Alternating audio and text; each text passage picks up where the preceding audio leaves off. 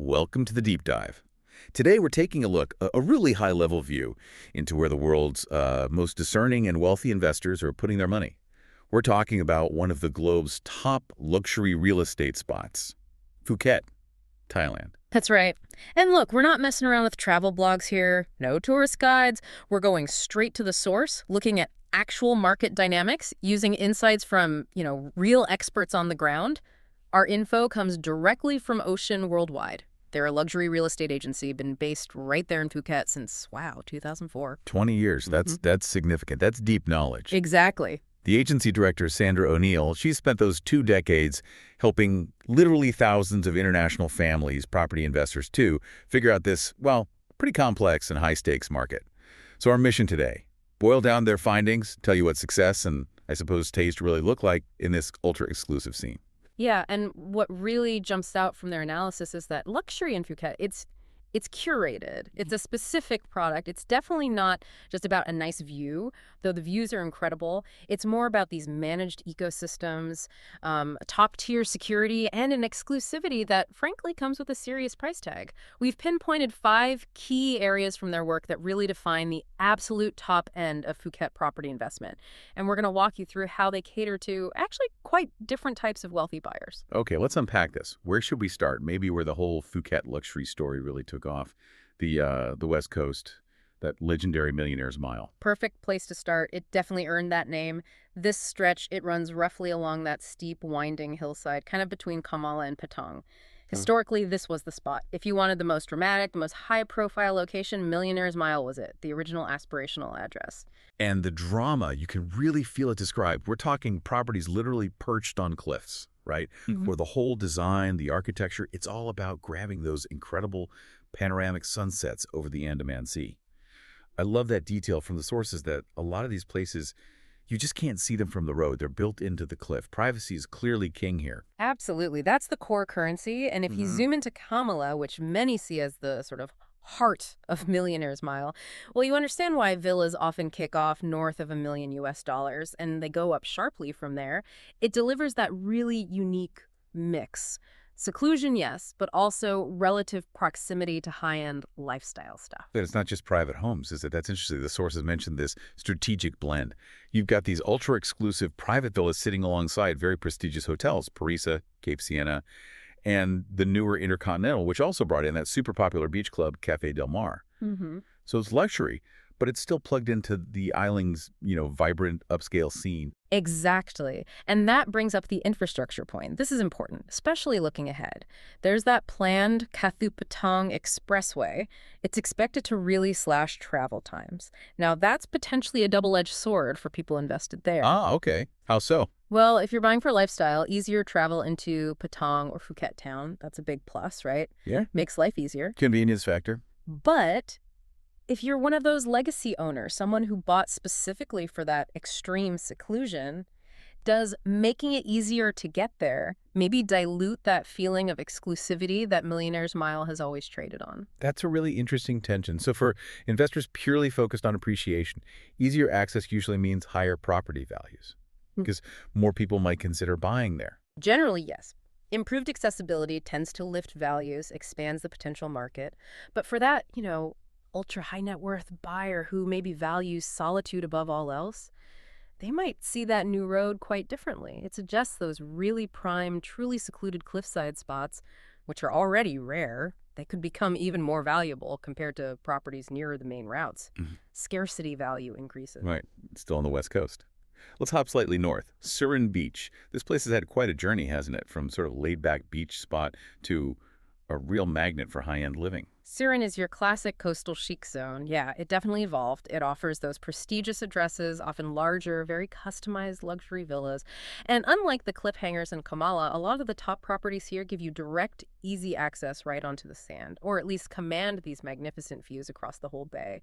It appeals to a buyer who wants that beach experience, maybe without the extreme heights or the sheer drama of the mile. Okay, so we got the dramatic West Coast sunsets.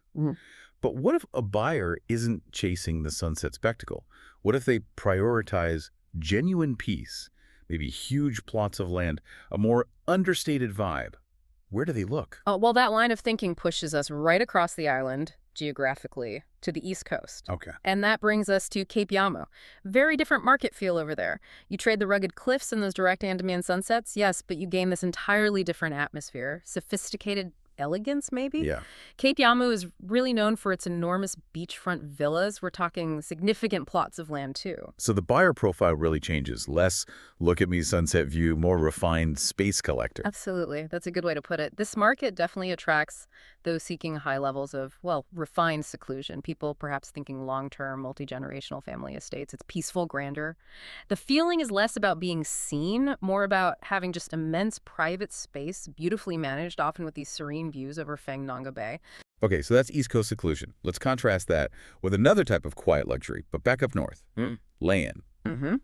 This area sounds lovely, tucked away at the northern tip of Bang Tao Beach, surrounded by green hills, jungle.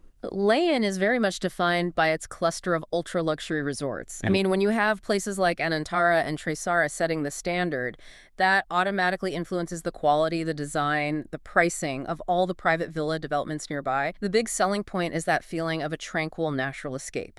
The properties there are really skillfully designed to just blend right into the landscape. And does that quiet, exclusive atmosphere pay off in terms of rentals? Oh, absolutely. It translates directly into premium rental rates.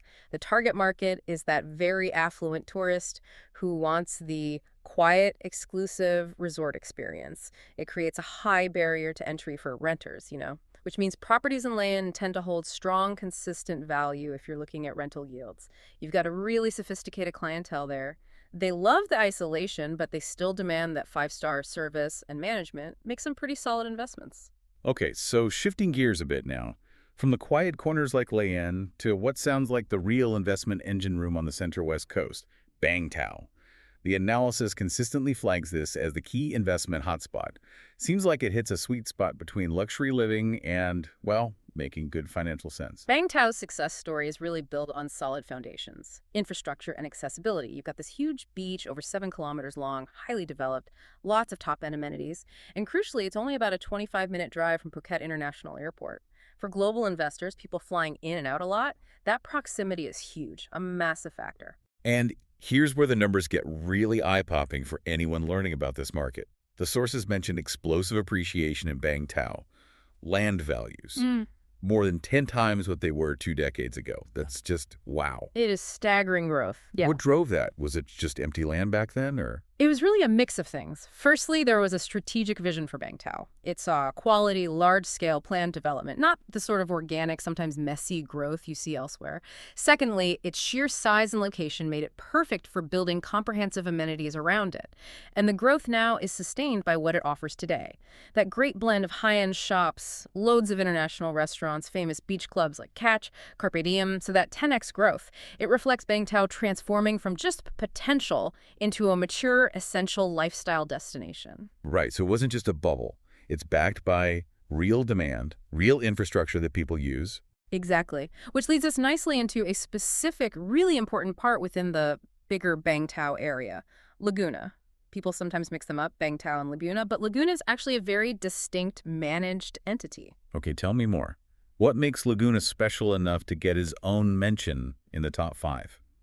It's within Bang Tao, right? It is, but it's a unique, secure ecosystem within it. Think of it as a beautifully managed, fully secure, gated community. Lots of lush gardens, lakes. It's specifically designed, really, to appeal to international families. And I'm guessing security is a massive selling point there. Oh, absolutely critical. Security is paramount.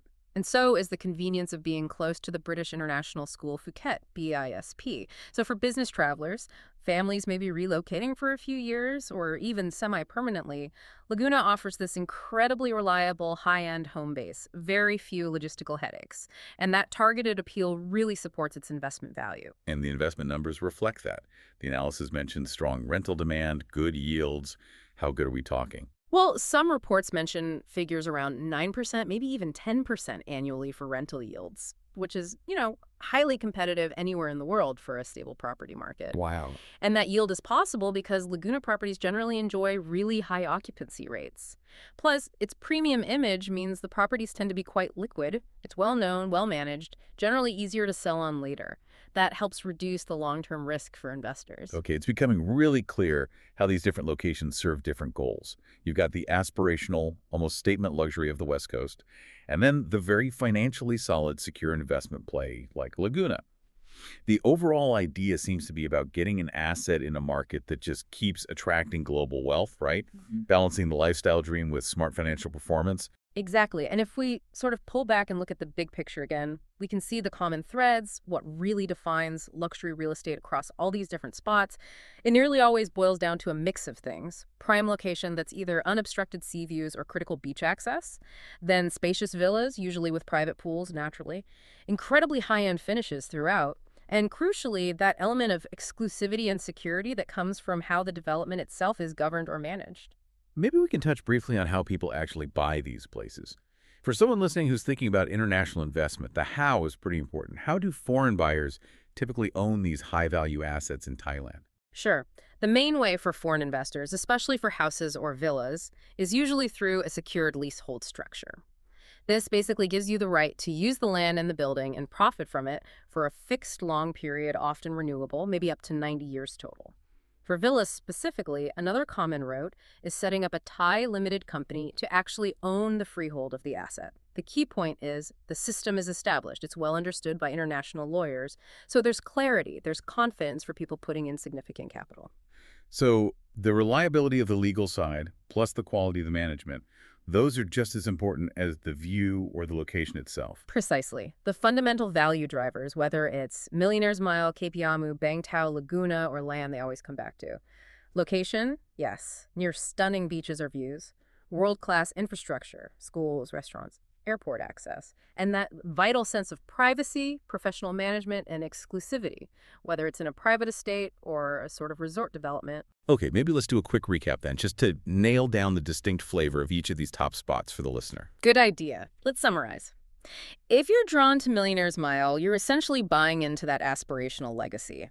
It's defined by those dramatic cliffside villas, the panoramic sea views, pure spectacle.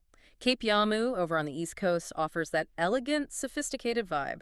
It appeals more to, let's say, understated old money, seeking huge estates, lots of space, refined seclusion. Bangtao is the investment engine. Developed amenities, super convenient for the airport, and that proven track record of land appreciation. It's the practical luxury choice. Within Bangtao, Laguna is your go-to for a secure, family-focused, gated community, known for those solid rental yields and ease of ownership. And finally, Layan. That's your tranquil escape into natural beauty. Perfect for premium, secluded villas, often with a resort-style management. It's fascinating how specialized the Phuket luxury market really is. It seems to cater to almost every possible flavor of high-net-worth demand, from the sheer visual drama of Kamala's cliffs to the financial stability and security you get in Laguna. Which really leads to a crucial question for you, the listener, to think about, especially if you're considering investing. Given that Phuket is an island, right? Land is finite. And we've seen this sustained, decades-long demand from wealthy individuals all over the world. What does the ongoing trend of major infrastructure improvements, like that expressway, suggest about the future? Specifically, the inevitable scarcity and therefore the likely rising value of these very specific prime exclusive locations in the next 10 years or so. That's definitely something to mull over, especially as global wealth keeps looking for those beautiful, stable, tropical safe havens. And if you are serious about potentially securing an asset in this dynamic market and you want to connect directly with the experts whose insights we've been discussing today, remember 20 years of experience on the ground, then visit oceanwwp.com. That's oceanwwp.com to find out more.